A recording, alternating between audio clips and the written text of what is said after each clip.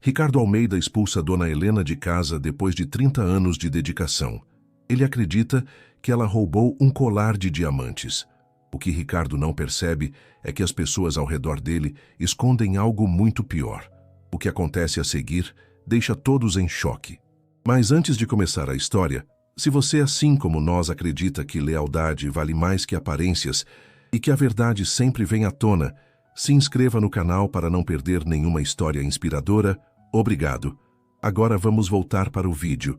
O sol da tarde entrava pelas janelas imensas da mansão Almeida, banhando os móveis caros com uma luz dourada que parecia zombar do que estava prestes a acontecer. Dona Helena, com seus 58 anos, e o rosto marcado por 3 décadas de dedicação, estava de pé no centro da sala de estar, cercada por olhares que misturavam curiosidade e maldade mal disfarçada. Suas mãos tremiam levemente, segurando o avental branco que usava religiosamente todos os dias, como um uniforme de guerra contra a sujeira e a desordem. Ricardo Almeida, o dono daquela fortaleza de mármore e vidro, estava sentado em sua poltrona de couro italiano, com o rosto endurecido em uma expressão que Helena nunca havia visto antes. Ao lado dele, Verônica, sua esposa de cabelos perfeitamente arrumados e unhas afiadas como garras, sorria discretamente, como quem assiste a uma peça de teatro ensaiada. Marcos, o mordomo de terno impecável, estava encostado na parede com os braços cruzados. Patrícia, a nova governanta contratada 6 meses atrás, olhava para Helena com desdém. E Sandro, o motorista de ombros largos, observava tudo da porta, como um segurança pronto para expulsar um invasor. Dona Helena, a voz de Ricardo, cortou o silêncio como uma lâmina fria. Eu chamei todos aqui porque preciso resolver uma situação muito grave. Ele fez uma pausa, seus olhos azuis, antes tão carinhosos, agora distantes como gelo. Um colar de diamantes da minha esposa desapareceu. Vale mais de 200 mil reais. Helena sentiu o chão se mover sob seus pés. Ela sabia onde isso ia dar. Nos últimos meses, pequenos objetos vinham desaparecendo. Uma caneta de ouro, um relógio antigo, dinheiro de uma gaveta. E sempre, sempre, havia um sussurro aqui, uma insinuação ali. Olhares dirigidos a ela quando os patrões não estavam vendo. Senhor Ricardo, ela começou, a voz saindo mais fraca do que gostaria.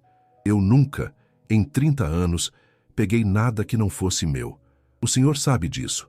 Eu cuidei dessa casa como se fosse minha. Cuidei do senhor desde menino. Encontramos isto no seu quarto, interrompeu Verônica, sua voz doce como mel envenenado. Ela ergueu uma pequena caixa de veludo. Quando a abriu, lá estava o colar, as pedras brilhando com uma luz acusadora. O mundo de Helena desabou naquele momento. Isso é mentira. Alguém colocou isso lá. Eu nunca entrei no quarto de vocês sem permissão. Nunca. Mentirosa, sibilou Patrícia, dando um passo à frente. Você sempre teve inveja da senhora Verônica. Todos nós vimos. É verdade, concordou Marcos com uma calma teatral. Ela vivia comentando sobre as joias, sobre como eram caras. Helena olhou para Ricardo, seus olhos se enchendo de lágrimas. Senhor Ricardo, por favor, eu o criei. Eu estava lá quando sua mãe morreu, quando o senhor chorava de noite com medo do escuro. Eu cuidei de cada febre, de cada pesadelo. Como o senhor pode acreditar nisso? Mas Ricardo desviou o olhar, e naquele desvio, Helena viu tudo o que precisava saber. Ele escolhera ao lado da esposa, dos funcionários novos, do dinheiro e da aparência. Escolhera tudo, menos ela. Recolha suas coisas, ele disse, a voz fria e definitiva. Tem meia hora. E agradeça por eu não estar chamando a polícia. O silêncio que se seguiu foi mais alto que qualquer grito. Helena sentiu algo se romper dentro do peito, como uma corda que sustenta um peso por tanto tempo, que quando se parte, o som ecoa para sempre. Ela não discutiu, não implorou. Com a dignidade que ainda restava, virou-se e caminhou em direção ao quartinho nos fundos onde morava há 3 décadas. Cada passo pelo corredor parecia pesado como chumbo. As paredes que ela limpara milhares de vezes, os quadros que ela tirara ao pó com tanto cuidado, as plantas que ela regara religiosamente, tudo parecia estranho agora, como se nunca tivesse pertencido àquele lugar, ou como se aquele lugar nunca tivesse sido dela de verdade. No quarto minúsculo, com apenas uma cama estreita, um guarda-roupa velho e uma janela que dava para o muro, Helena pegou sua mala surrada. Suas mãos tremiam tanto que mal conseguia dobrar as roupas. 30 anos de vida cabiam ali. Alguns uniformes, 2 mudas de roupa de passeio, chinelos gastos, uma bíblia que a mãe lhe dera antes de morrer e uma foto antiga amarelada pelo tempo, onde ela aparecia sorrindo ao lado de um Ricardo menino, segurando a mão dela com confiança. Ela olhou para aquela foto e as lágrimas finalmente vieram, quentes e amargas, molhando o vidro empoeirado. "Eu te amei como um filho", sussurrou para a imagem do menino que já não existia mais. Você me descartou como lixo." Quando saiu pela porta dos fundos carregando a mala que parecia pesar toneladas, ninguém se despediu. Marcos olhou pela janela e sorriu. Patrícia comentou algo baixo para Sandro e ambos riram. Verônica, observando de longe, acendeu um cigarro com satisfação. E Ricardo, trancado em seu escritório, fingiu não ouvir o som da porta se fechando, porque se ouvisse, talvez tivesse que admitir o que havia feito. Mas antes de continuar, deixa eu te perguntar uma coisa. Você já foi injustiçado por alguém que você amava? Já sentiu aquela dor de ser acusado de algo que nunca fez, por alguém que deveria te conhecer melhor que ninguém? Pausa o vídeo agora e vai nos comentários contar. Você conseguiria perdoar uma traição assim? Ou a mágoa seria grande demais? Helena caminhou pelas ruas do bairro Nobre como um fantasma. As pessoas passavam por ela sem ver, ocupadas demais com suas vidas perfeitas, para notar uma mulher idosa com uma mala velha e os olhos vermelhos. Ela não tinha para onde ir, não tinha família. Os poucos parentes que teve morreram anos atrás. Não tinha amigos próximos. Passara tanto tempo dedicada à família Almeida que deixara sua própria vida de lado. Não tinha economias significativas. O salário sempre fora modesto e ela mandava parte para uma sobrinha distante que mal lhe agradecia. Quando a noite caiu, Helena se viu na porta de uma pensão simples, num bairro que ela nunca imaginara morar. A placa de quartos para alugar pendia torta na fachada descascada. A dona, uma mulher de meia idade com avental manchado de gordura, a olhou de cima a baixo com desconfiança. "Quanto tem para pagar?" Helena abriu a bolsa com dedos trêmulos e contou as notas amassadas. Era o dinheiro que guardara para emergências fruto de anos de pequenas economias. "Isso aqui dá para quanto tempo?" A mulher fez as contas mentalmente. 1 mês, se você não ligar a água quente e não usar muito a luz. "Eu aceito." O quarto era ainda menor que o dos fundos da mansão. A cama rangia, o colchão tinha manchas amareladas e a janela dava para um beco sujo onde gatos reviravam o lixo. Mas era tudo o que ela tinha. Helena sentou-se na beira da cama e pela primeira vez em 30 anos permitiu-se desmoronar completamente. Ela chorou como não chorava desde que o marido morrera. Há tantos anos. Chorou pela injustiça, pela humilhação, pela solidão. Chorou pelo menino que criara e pelo homem frio em que ele se transformara. Chorou por todos os aniversários que passara sozinha naquele quartinho, por todos os natais em que servira a ceia para a família, enquanto comia depois, na cozinha vazia. Chorou por ter sido tão tola de achar que dedicação e amor eram suficientes. Os dias se arrastaram como feridas abertas. Helena tentou encontrar trabalho, mas quem contrataria uma empregada de 58 anos, demitida sem referências, acusada de roubo? Ela bateu em portas, deixou seu nome em agências, mas sempre a resposta era a mesma. "Vamos ligar se surgir algo." A ligação nunca vinha. O dinheiro acabou rápido. A pensão precisava ser paga, a comida comprada. Ela começou a pular refeições, comendo apenas pão com manteiga no café e guardando o resto para o jantar. Seus vestidos, sempre impecáveis, começaram a ficar largos em seu corpo que emagrecia. As mãos, antes fortes e hábeis, tremiam de fraqueza. Uma tarde, enquanto caminhava pelo mercado tentando esticar os últimos trocados, Helena viu Patrícia. A governanta estava elegante, com roupas novas, rindo ao telefone enquanto escolhia frutas importadas. Algo dentro de Helena se revoltou. Ela se aproximou, o coração batendo forte. "Patrícia." A mulher virou-se, e por um segundo um lampejo de culpa passou por seus olhos, mas logo foi substituído por desdém. "O que você quer? Por que você fez isso comigo? Eu nunca te fiz mal." Patrícia sorriu, fria. Porque você estava no caminho. E porque foi fácil.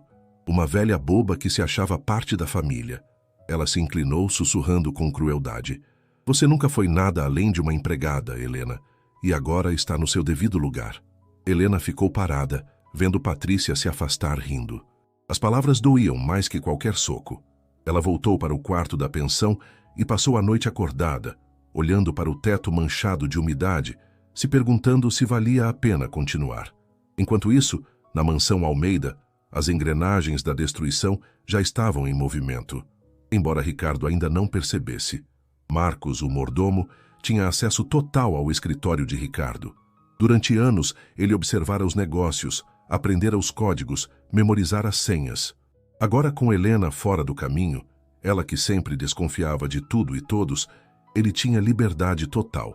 Documentos importantes começaram a sumir. Contratos que deveriam estar prontos para assinatura desapareciam misteriosamente.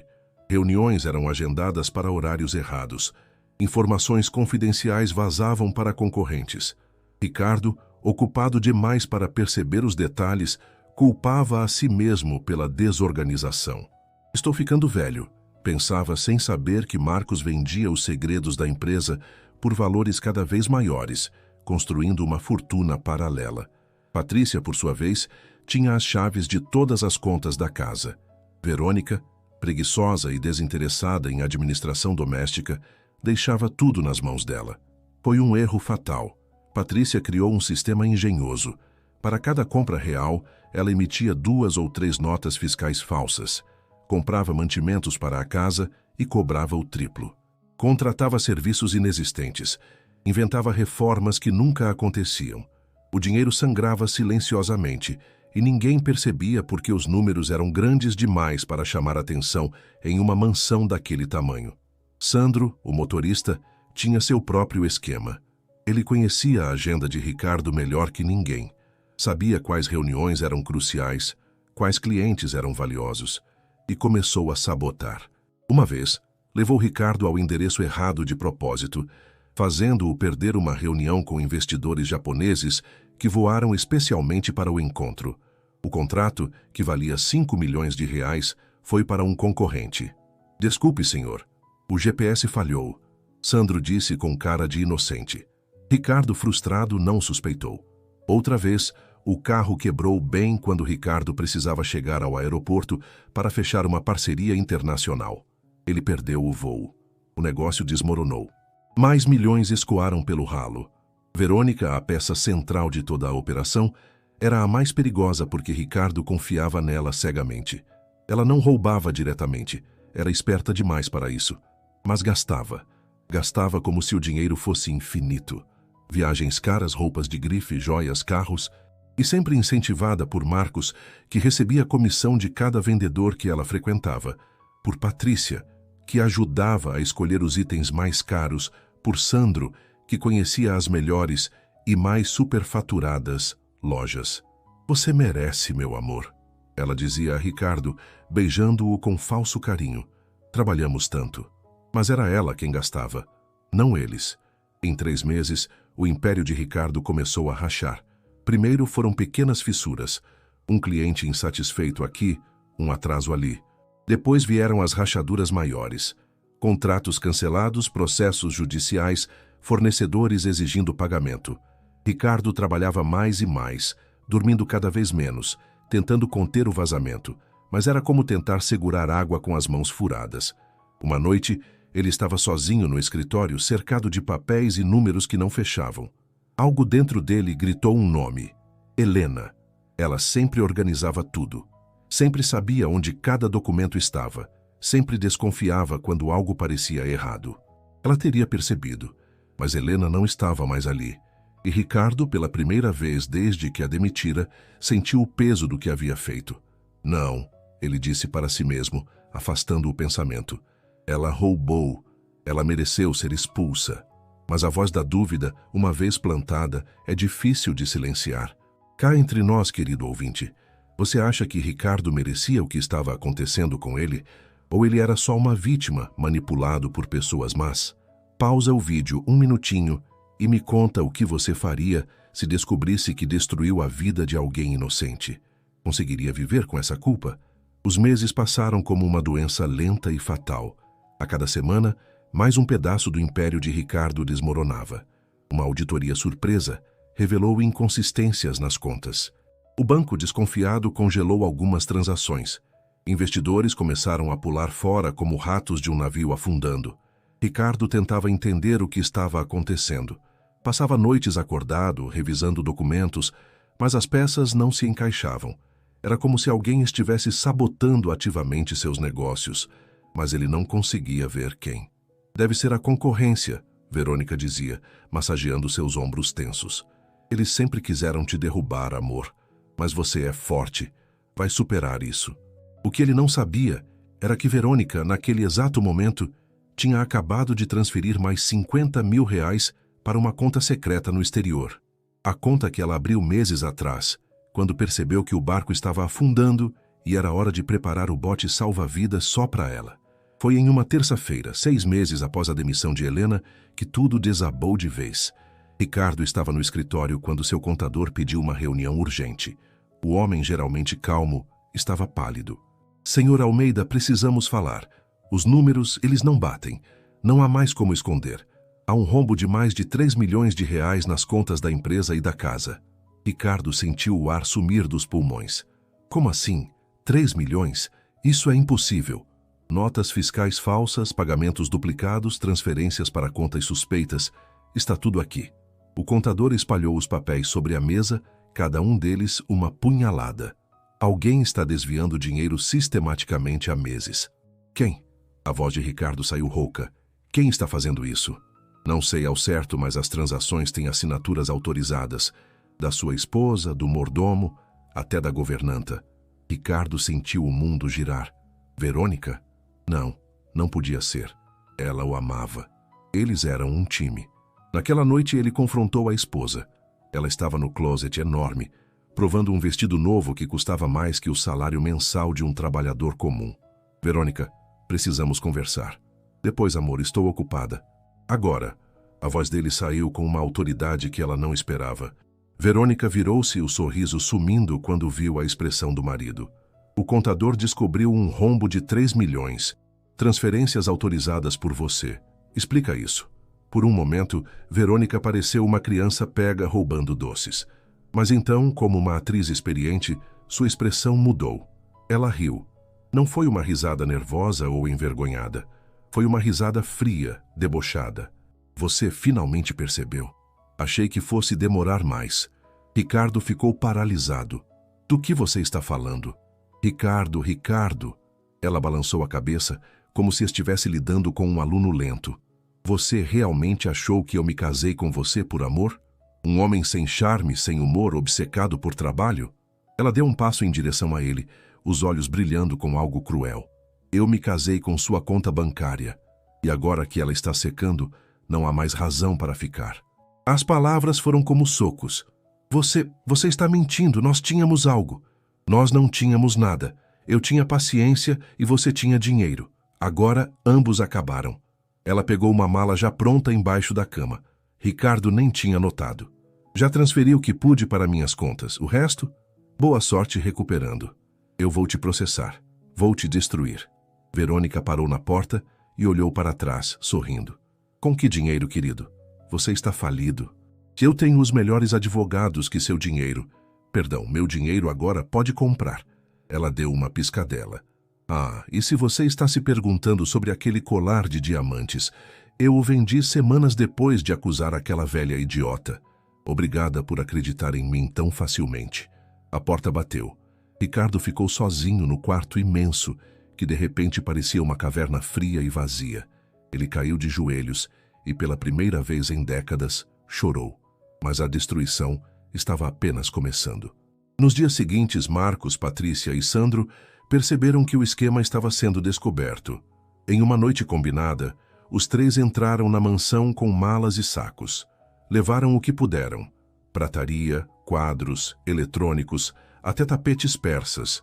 Limparam cofres, vasculharam gavetas, roubaram tudo que tinha valor. Quando Ricardo acordou na manhã seguinte, a casa estava saqueada. Paredes vazias onde antes haviam quadros caros. vitrines quebradas e sem as peças de cristal, cofres abertos. E um bilhete deixado na mesa da cozinha na letra de Marcos. Obrigado por ter sido tão fácil de enganar. Quem sabe agora você aprende a valorizar quem realmente merece. Ricardo, olhando ao redor da mansão devastada, finalmente entendeu. Helena. Ela sempre os observava, sempre desconfiava. Ela era a guarda que ele nunca soube que tinha, e ele a jogara fora como lixo. Os processos começaram a chegar. Fornecedores, parceiros, até ex-funcionários que foram demitidos quando ele precisou cortar custos. O banco hipotecou a mansão. Os carros foram apreendidos, as contas congeladas. Em menos de 3 meses, Ricardo passou de milionário a homem sem um centavo no bolso. Ele se mudou para um apartamento minúsculo, vendeu o que restava para pagar dívidas urgentes e passou a comer miojo porque era tudo que podia pagar. As roupas de grife deram lugar a camisetas desbotadas. Os restaurantes caros foram substituídos por comida de rua. Os amigos que o cercavam sumiram como fumaça. Uma noite, olhando para o teto manchado daquele apartamento que cheirava a mofo, Ricardo pensou em Helena. Onde ela estaria? Estaria bem? Ou estaria sofrendo sozinha por culpa dele? A culpa que ele tentara sufocar por meses finalmente veio à tona, pesada como chumbo.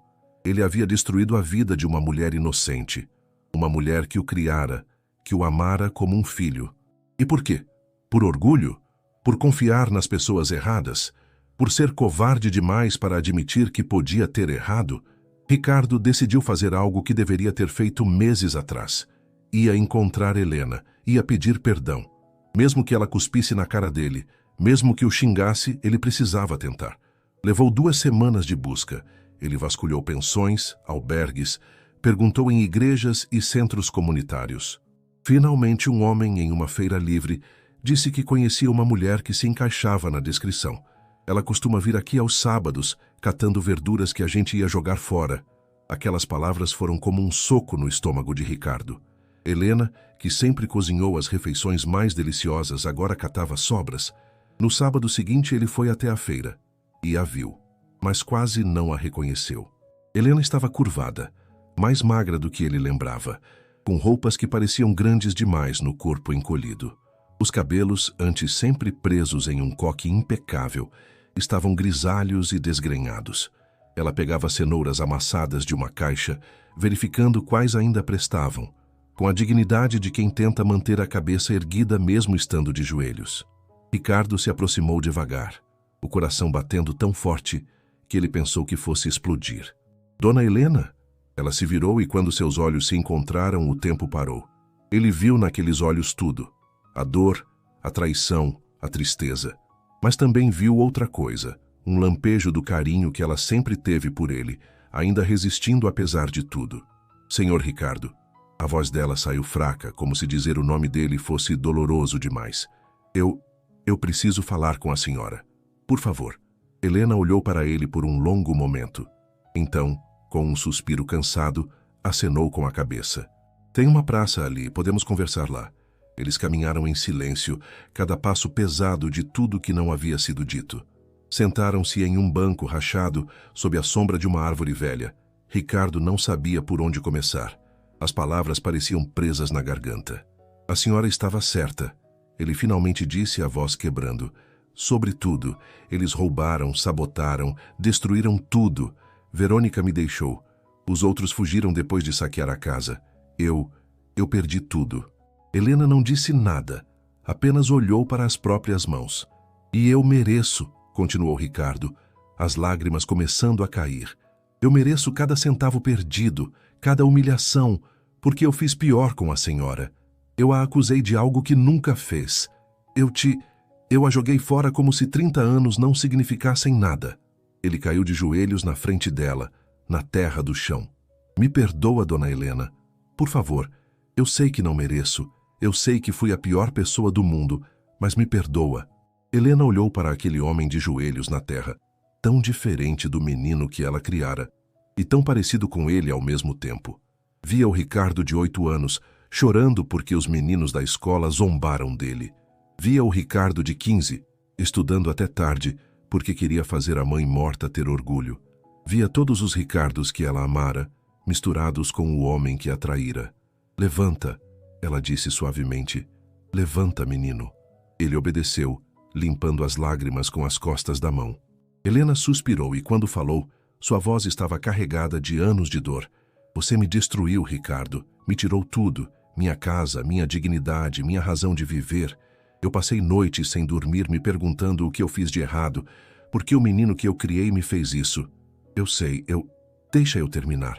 A voz dela ficou mais firme. Mas eu também sei que você não é uma pessoa má. Você foi burro, sim. Foi orgulhoso, fraco. Deixou as pessoas erradas te influenciarem. Mas no fundo você ainda é o menino que eu cuidei. E eu... Sua voz falhou. Eu não consigo te odiar completamente mesmo querendo. Ricardo a olhou com esperança misturada à vergonha. O que eu posso fazer?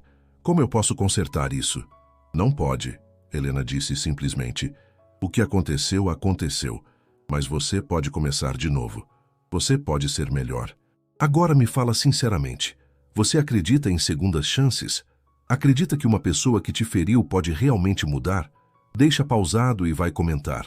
Você daria uma segunda chance para alguém que te traiu assim? Ou a mágoa seria maior que o amor? Ricardo e Helena começaram a se ver com mais frequência. Não era fácil. Havia dias em que ela olhava para ele e via o homem que a demitira, que acreditou nas mentiras. Havia momentos em que a raiva voltava, tão forte que ela quase o mandava embora.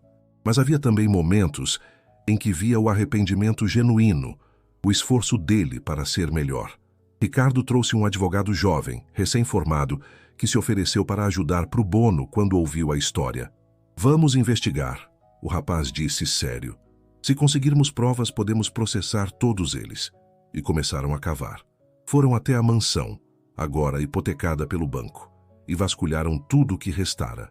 Encontraram documentos escondidos, notas fiscais falsas que Patrícia havia sido descuidada o suficiente para deixar em uma gaveta. Foram até lojas onde Marcos vendera objetos roubados, conseguindo depoimentos de funcionários. A peça-chave veio de uma fonte inesperada. A dona da pensão onde Helena morava mencionou que uma mulher elegante aparecera meses atrás, procurando por Helena, mas quando soube que ela estava lá, rira e fora embora. Ela disse algo tipo: a velha tonta finalmente está na sarjeta onde pertence. Achei muito estranho. Era Patrícia, e ela tinha sido vista gastando muito dinheiro em lojas de luxo da cidade vizinha. O advogado rastreou os gastos, chamou a polícia. Em uma operação coordenada, Marcos foi encontrado em um resort caro, gastando como se fosse rico. Patrícia estava em uma boutique, comprando bolsas que custavam o salário anual de uma pessoa comum. Sandro tinha comprado um carro esportivo novo em folha. Quando a polícia apareceu, todos tentaram fugir. Marcos pulou uma janela e torceu o tornozelo. Patrícia gritou que era tudo um mal-entendido. Sandro tentou subornar os policiais. Não funcionou. Na delegacia, diante das evidências, notas fiscais, registros bancários, objetos roubados, Patrícia quebrou primeiro. Foi ideia dela, ela gritou, apontando para uma foto de Verônica. Ela planejou tudo. Disse que o marido era trouxa, que seria fácil. Verônica foi localizada em um hotel de luxo em outro estado, se preparando para fugir do país. Quando a polícia entrou, ela estava queimando documentos na banheira. Não foi rápida o suficiente. Entre as cinzas encontraram transferências bancárias, planos escritos, até uma lista com os nomes de todos os envolvidos e quanto cada um ganharia. O julgamento foi rápido, porque as provas eram irrefutáveis.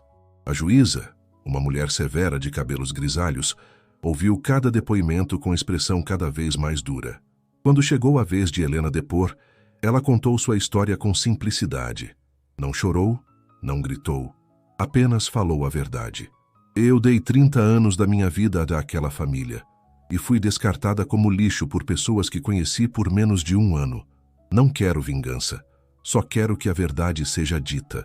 A juíza a olhou com respeito. A verdade será dita, senhora, e a justiça será feita. Verônica recebeu 8 anos de prisão por associação criminosa, lavagem de dinheiro e estelionato. Ela gritou, chorou, implorou, mas a sentença foi clara.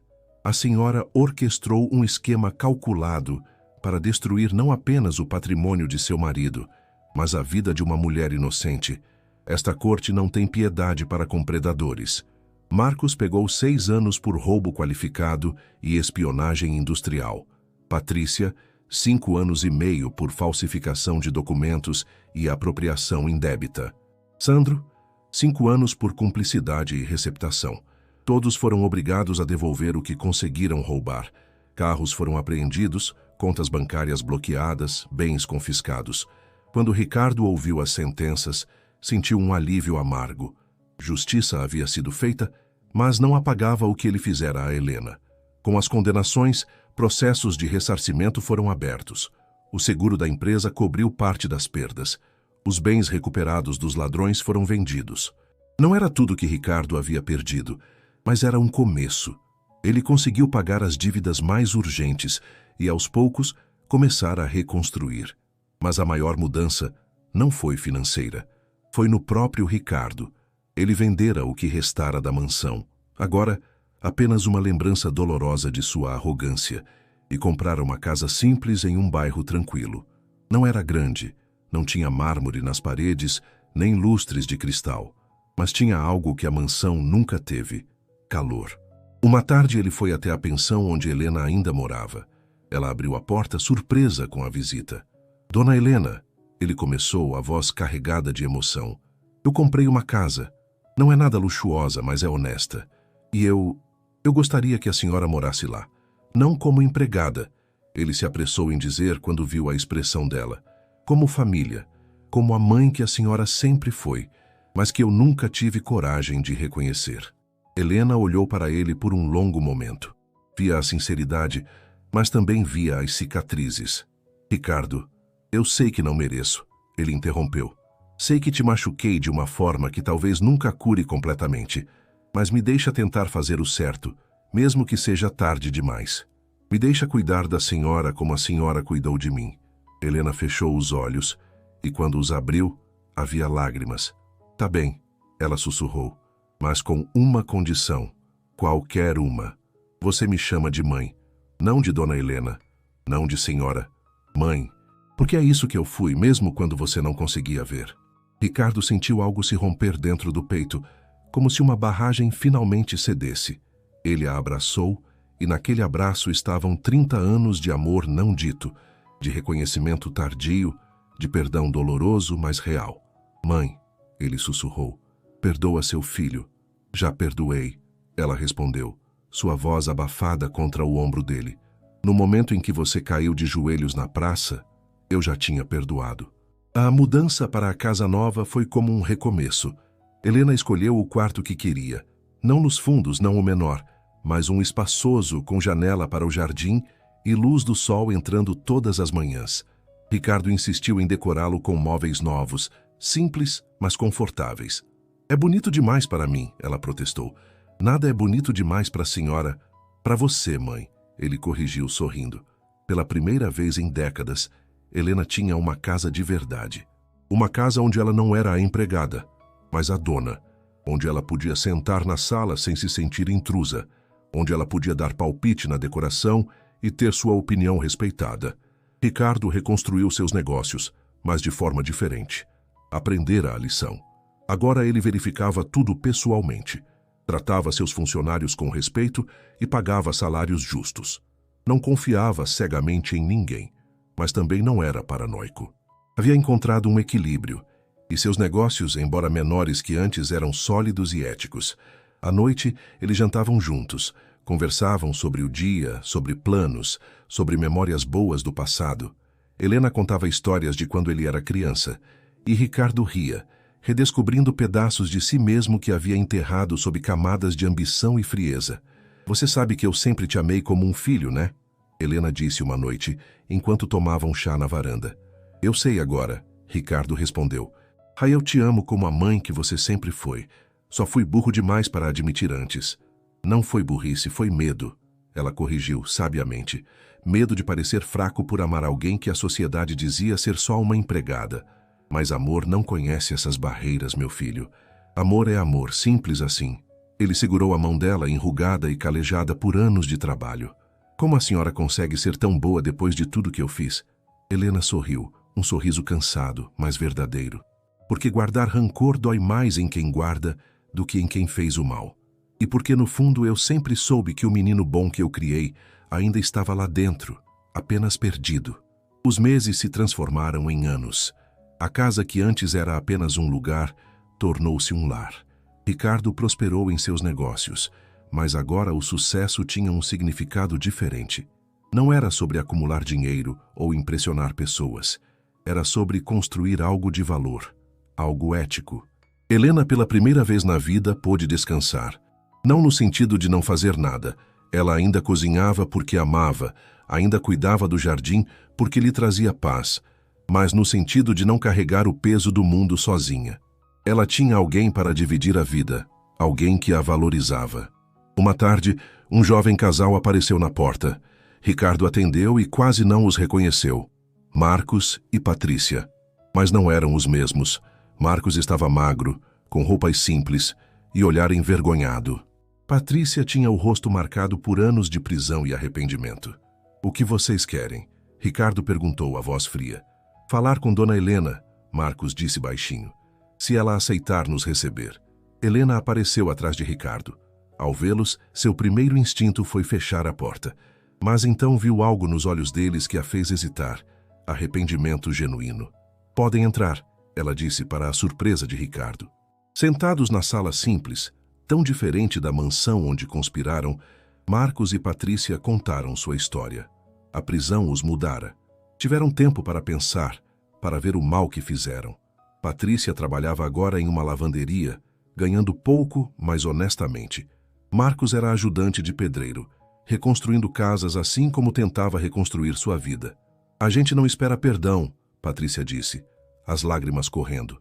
"A gente só queria que a senhora soubesse que a gente está arrependido de verdade. O que fizemos foi imperdoável." Helena os olhou por um longo momento. "Vocês têm razão. Foi imperdoável. Vocês destruíram minha vida por ganância." Ela fez uma pausa. "Mas eu também aprendi que guardar ódio não me traz de volta o que perdi. Só me impede de aproveitar o que ainda tenho." "Então, a senhora perdoa a gente?" Marcos perguntou esperançoso. "Perdoar não significa esquecer. Não significa que vamos ser amigos ou que eu confio em vocês. Significa apenas que eu escolho não deixar a raiva consumir o resto da minha vida." Ela se levantou. "Agora vão. Reconstruam suas vidas, mas longe da minha." Eles saíram cabisbaixos, mas de alguma forma aliviados. Ricardo olhou para Helena com admiração. "Como você consegue?" "Porque eu sou livre, meu filho. E eles ainda vão carregar o peso do que fizeram pro resto da vida. Isso já é punição suficiente." Quanto a Verônica e Sandro, eles não tiveram a mesma sorte. Verônica, arrogante até o fim, tentou escapar da prisão subornando guardas e foi pega, ganhando mais tempo na sentença. Sandro se envolveu em brigas dentro da prisão e perdeu qualquer chance de redução de pena. Eles escolheram continuar sendo quem sempre foram e pagaram o preço. Pausa aqui por um segundo. Você acha que Helena fez certo em perdoar? Ou ela deveria ter sido mais dura?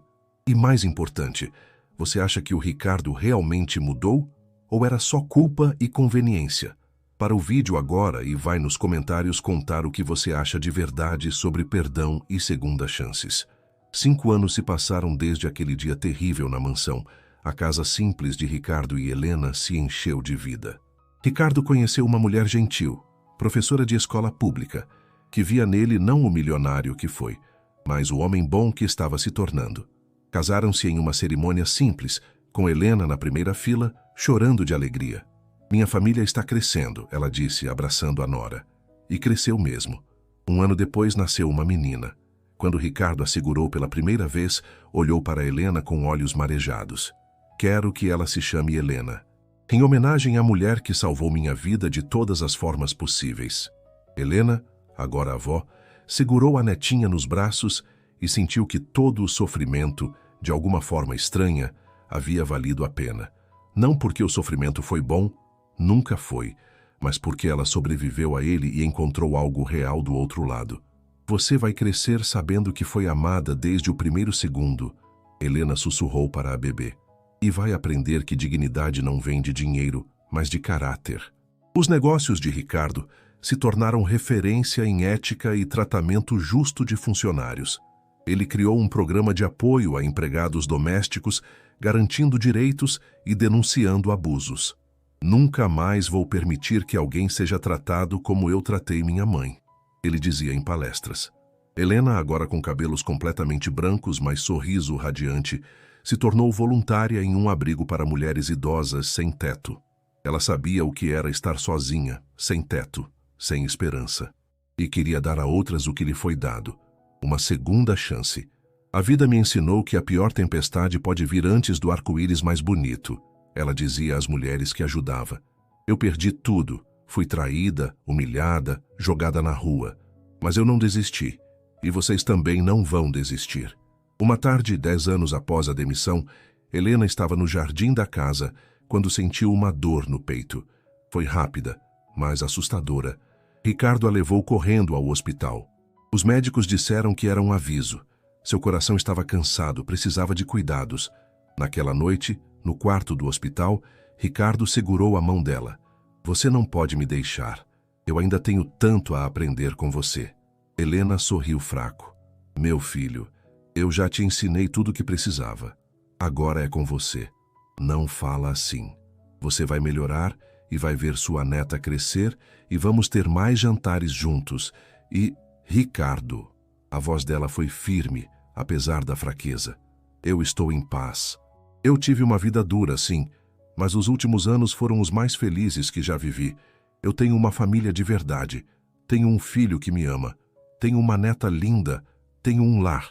Ela apertou a mão dele. Eu sou a mulher mais rica do mundo. Ricardo chorou, abraçando-a. Eu não mereço você. Ninguém merece amor, meu filho. A gente só recebe e agradece. Helena melhorou daquela vez e de outras também.